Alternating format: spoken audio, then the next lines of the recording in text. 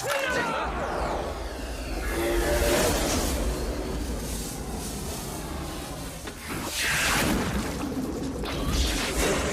thank God.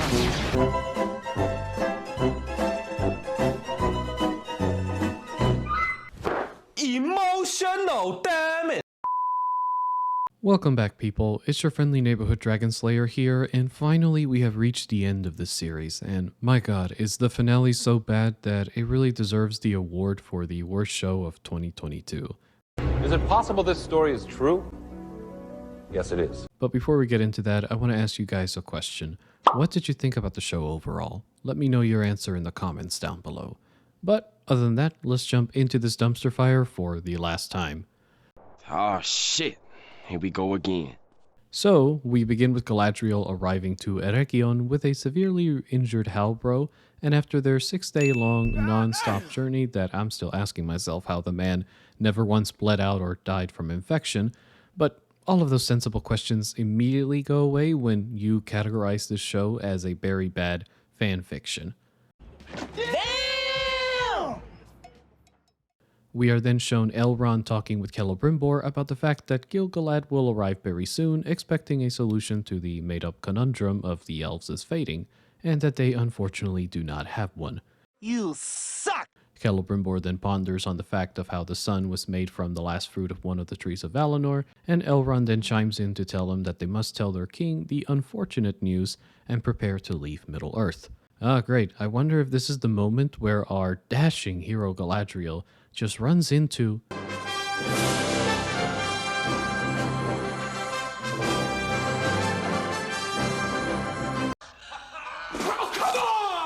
Good God, I was just making that shit up, but they actually did it?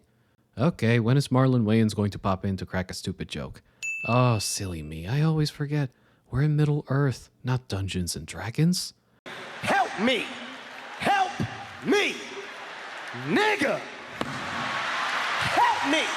Regardless, Elrond gives a surprised face when he sees the Banshee Galadriel before him, and he asks her what's going on.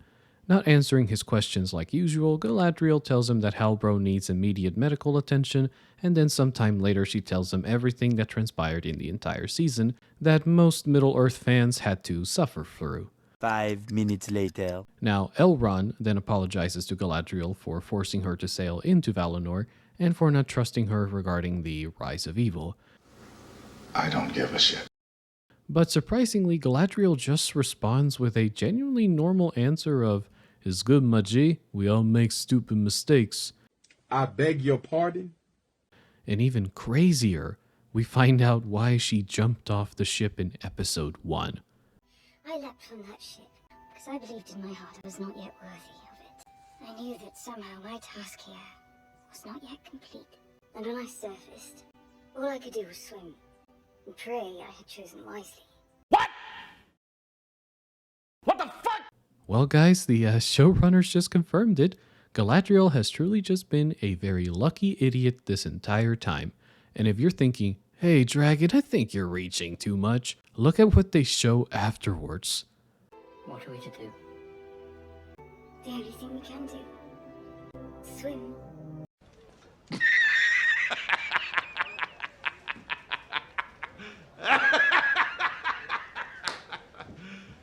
You serious? I rest my case, but let's move on already. So we see Celebrimbor storing some documents until he hears someone coming inside the forge. Being wary, Celebrimbor asks who's in the forge, and the person that comes out is a very curious Halbro. I don't like where this is going. He asks Celebrimbor if Galadriel's in the forge, and Celebrimbor answers that she isn't here at the moment, but that he should be resting instead. Not heeding his advice, Halbro asks him what this place is all about, and Celebrimbor answers in the past tense that this used to be his workshop, to which Halbro says that his former master used to be apprenticed to him, and spoke wonders of his craft. Stop! Stop! Flattered by this compliment, Celebrimbor reveals his identity to him, and Halbro tells him that he never expected to ever meet him. I don't believe you. He then also notices a set of 3 gemstones in a box and tells Celebrimbor that he's never seen these kinds of beautiful stones in his life. He then further asks him what he's planning to do with them, and he just proceeds to tell him of his failed plan of using mithril ore to create something of equal beauty to the works of his grandfather Feanor in order to save his people, but that it can't work because the amount of metal ore required to stretch out mithril would just dilute its quality. Come on, don't bullshit me. And after hearing all of that, Halbro just says to Celebrimbor if he's ever tried combining metal alloy to amplify the quality of mithril. And he just responds that he's never thought about that until now. Which is just insane. And then Halbro tells Celebrimbor to call his suggestion a gift from him. What a load of shit. Okay, showrunners, are you telling me that the grandson of fucking Feanor, the greatest smith who's ever lived in Middle-earth, never once had this idea until a random dude from the boonies just told him about it? You're not very bright, are you? No, I'm not. I would like to be, but I'm not. I don't think there's enough nicotine to sate my rage, guys. One eternity later. Moving on, we are then thrown back to Numenor for some reason, where we find out that King Dumbledore is dying. Who? And Ar-Pharazôn has gathered talented artists from all across Numenor in order to capture a good representation of his face so that a statue can be made in his likeness after his death. Okay. We then see Isildur's made-up sister drawing up the king until he suddenly starts to babble something pertaining to Tarmiriel, and the made-up sister tries to call for help, but she comes back to find out the king got out of his bed to open the secret Palantir room. You fucking donkey! He then tells her, thinking that she is Tarmiriel, to go inside and see the truth for herself about the Palantir, and then he goes back to sleep. I am dead inside.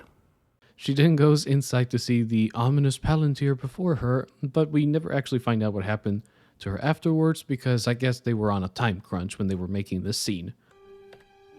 Oh, wow! That is relatable! Also, Tarmiriel finally returns to Numenor only to find out that black banners have been strung throughout the city, letting everyone know that King Dumbledore is finally dead.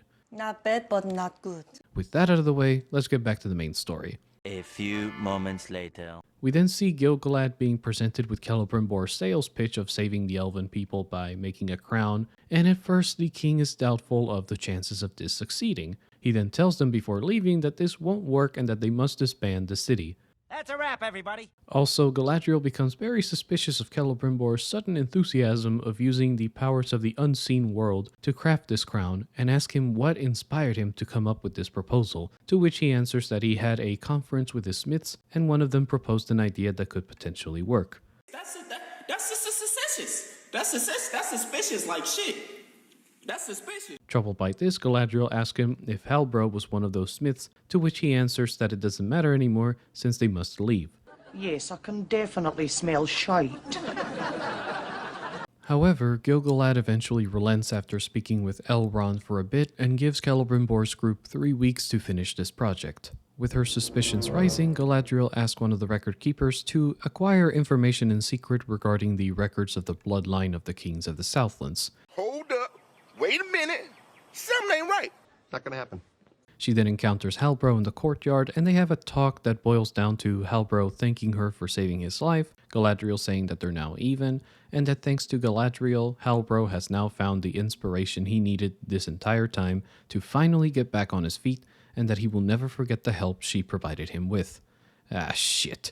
My man Halbro has finally accepted his codependence in his abusive relationship with Galadriel. You can't keep getting away with it! Oh man, it's always hard when your heroes go down. But you know, I'm just glad that this is the final episode. You're goddamn right. We then see a non-destructive explosion happen in one of the forge levels, and we find out it's because the mithril ore doesn't want to bond with any of the metal alloys, which severely frustrates Celebrimbor. Okay, you need to chill! Galadriel then says that maybe everyone should take a break because they've been pushing themselves too hard, and somehow that phrase of pushing ourselves too hard gives Halbro a eureka moment where they finally figure out that the final piece to this puzzle apparently is that they need to use less force in order so that the mithril ore can bond with the alloy metals instead of using too much force. You're a fucking dumbass. What? Anyways, the record keeper arrives to provide Galadriel with a scroll that contains the information she wanted and then proceeds to walk outside with him. Halbro, now being very suspicious, decides to go outside the workshop to find out why Galadriel's acting so strange. We're then shown a scene where Galadriel's looking into the lake in disbelief, and Halbro comes out to thank her for giving him that eureka moment that he needed. You are stupid.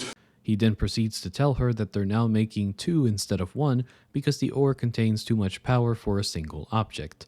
Confused, Galadriel asks him what he means by that, and he says she should come inside to see for herself. However, she says that she will not come with him until he tells her who he truly is. And even more confused, Halbro asks Galadriel what she's talking about, and she just throws down the bloodline records in front of him and tells him that the last king of the Southlands to wear the crest he's carrying died 1,000 years ago and had no heir. Gotcha, bitch! Halbro then walks up to the scroll to look down on it and says that he did tell her when they first met that he found it on a dead man.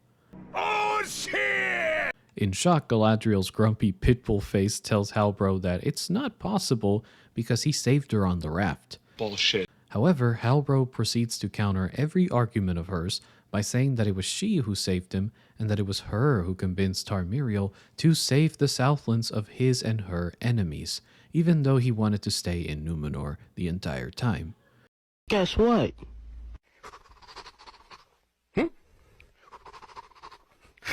You're a bitch. Then this shit just happened exactly how the panel said it would happen the week before the episode came out. Yeah. I promise you he's going to look at the camera and he's going to say something along the lines of, I go by many names. I've been awake since before the breaking of the first silence. In that time, I've had many names.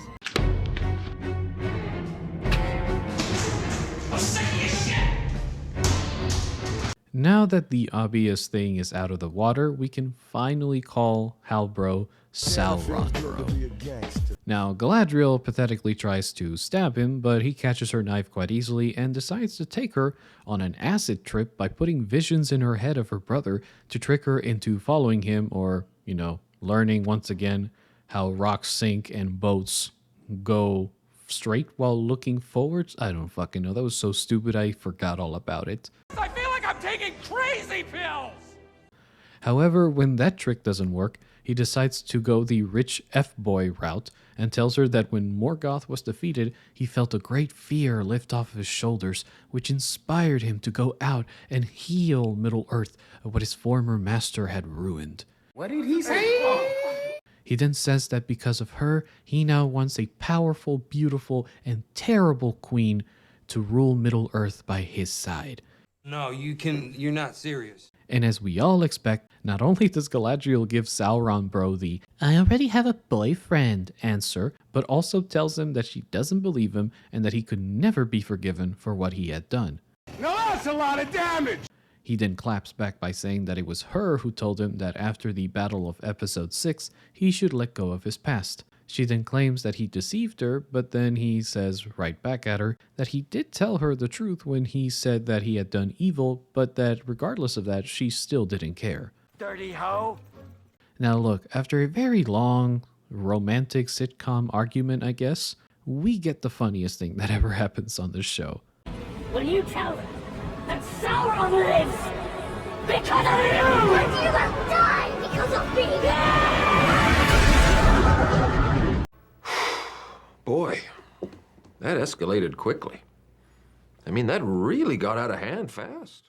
We then see Elrond pulling Galadriel out of the river and him asking her what's going on, but she almost stabs the man thinking that he is Sauron Bro until he answers one of her questions and calms down. But you one crazy ass bitch! She then asks him where Celebrimbor is at, and Elrond tells her he is in the workshop finishing up, but she just then starts bolting towards the direction of the workshop without even telling Elrond anything else, and asks Celebrimbor if he's finished with his project. He then questions her as to why she's soaking wet, and Elrond walks in to tell him that he pulled her out of the river. And then he asks her where Sauron Bro is, and she just tells him that he is gone and will never return. Furthermore, she adds to this by saying that if he ever returns, no one should ever involve themselves with him ever again. I'm guessing this isn't going to end well. Elrond, being the smart sidekick, asks her what actually happened, and Galadriel dodges yet another question by saying, "Look, bro, I don't want to talk about it ever again, so just trust me, okay?" Are you serious? This is torture. You're torturing me and everyone else watching. Wait. And with that, Celebrimbor's like, "So guys, are we gonna go through with this or not?" And Galadriel says, "No, we shall not make 2, but 3. And Elrond then asks her why she wants to make 3 items, and she responds by saying that with 3 items, there will be balance in the Force. Oh, wait, wrong franchise. She actually says that this power will be made for the elves alone in order to preserve the balance of Middle-earth, and so that no one with dark intentions can abuse it. It's the same thing. Ah, gee, I don't see this plan completely backfiring in the future by just letting the most dangerous person in Middle-earth at this time just go free. 90% of the time, I have no idea what the fuck I'm talking about. But you know what? According to the showrunners, Galadriel's now responsible for hundreds of thousands of deaths that will happen in Middle-earth's future.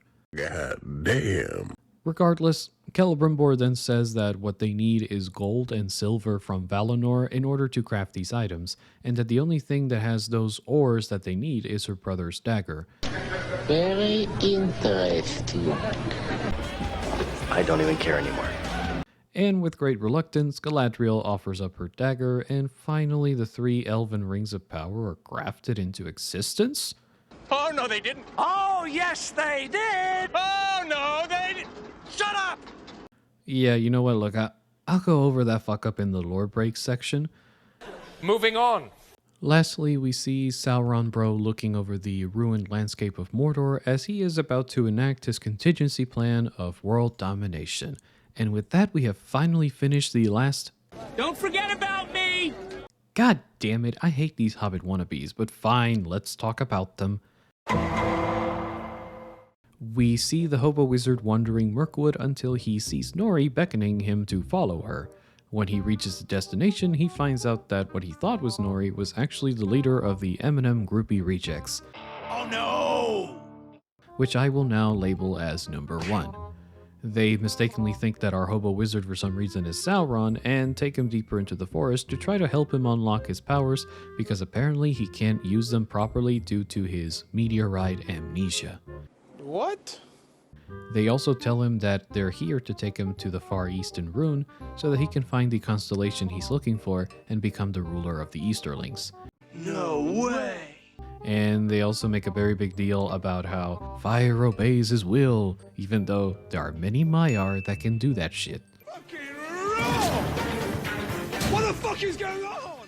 But after hearing this, our hobo wizard just starts to have a power seizure, which starts to go out of control, and forces number 1 to put him to sleep. Nah, I'm done with this shit. We then see our brave Harfoots come up with a wacky plan to lure away the groupie rejects by using a bird call that somehow works, but of course it all goes wrong when we find out that number 1 was disguising herself as the hobo wizard the entire time. What a twist! And then the most wonderful thing in this show just happens.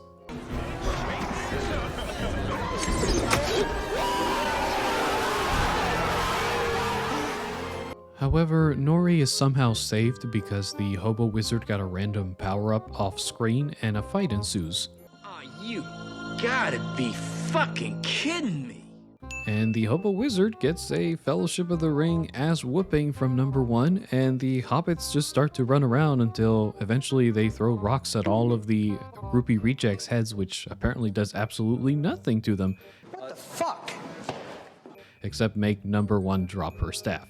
And she then slowly proceeds to pick up some fire and starts to just spray a bunch of it to burn down the surrounding forest like it's no fucking tomorrow.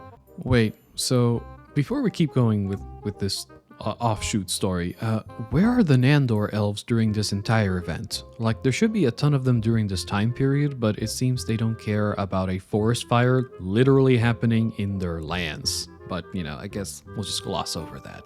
Anyway, the hobo wizard picks up number one's staff by chance, and with his power, he tells them, "I'm good," and banishes their Walmart wraith asses into oblivion, to which I need to let you guys know something. Until this moment, nobody knew the groupie rejects were wraiths, and now that we know it, I still don't give a shit. You're goddamn right. But with that out of the way, we also find out that Lenny Henry generically dies during a sunrise. Disappointed!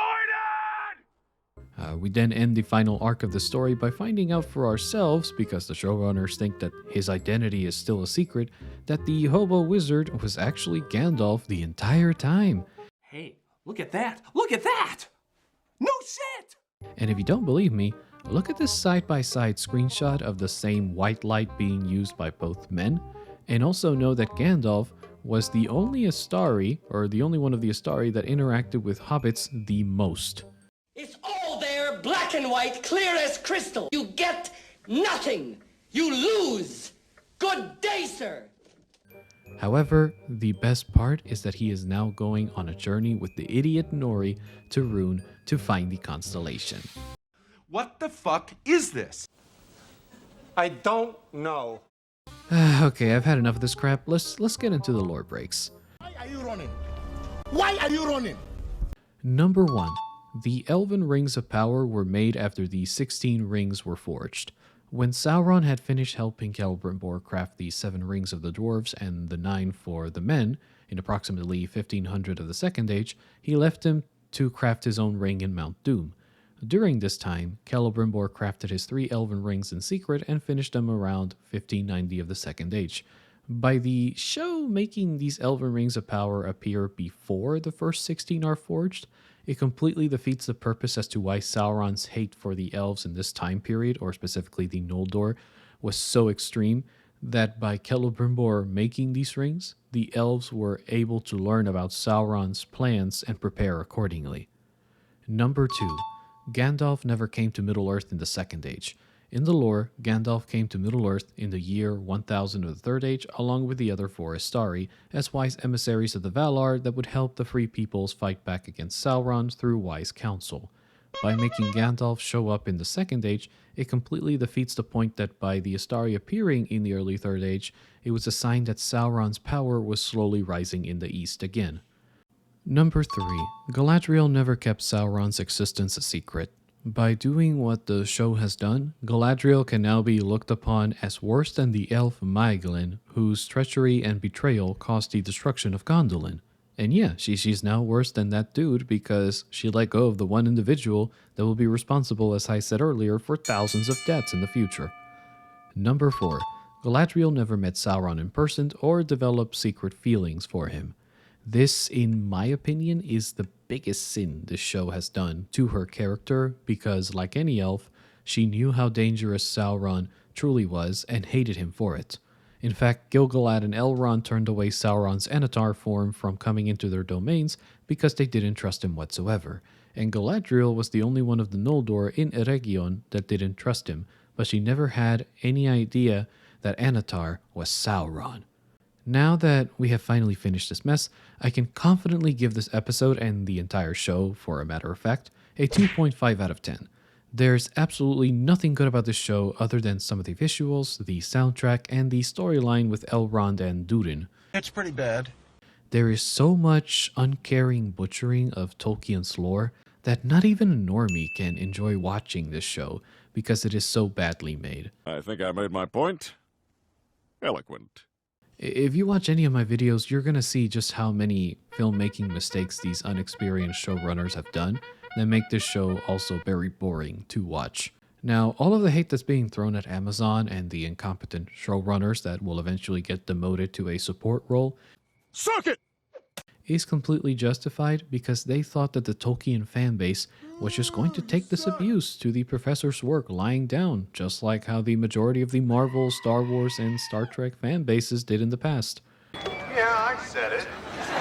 Well, I'm sorry to say that we will never back down or surrender the professor's work, because we actually value more a timeless story over the greed and political messaging of a bunch of creatively bankrupt parasites. I'm President Rathcock, and I approve this message. But other than that, if you really enjoyed this video, then please consider doing that whole like, share, subscribe, and notification bell stuff so that Papa YouTube loves me more. Stop fooling around, you simp. Also, I do want to announce that the coming videos will be focusing on She-Hulk, the Rings of Power podcast episodes, Willow, and fucking Witcher Blood Origin, man. Come on. Why do they keep making the same tried and proven shit? No, God! No, God, please, no! No! No! No! Anyway, until then, friends, Namarie and... Merry Christmas, you filthy animal. And a Happy New Year.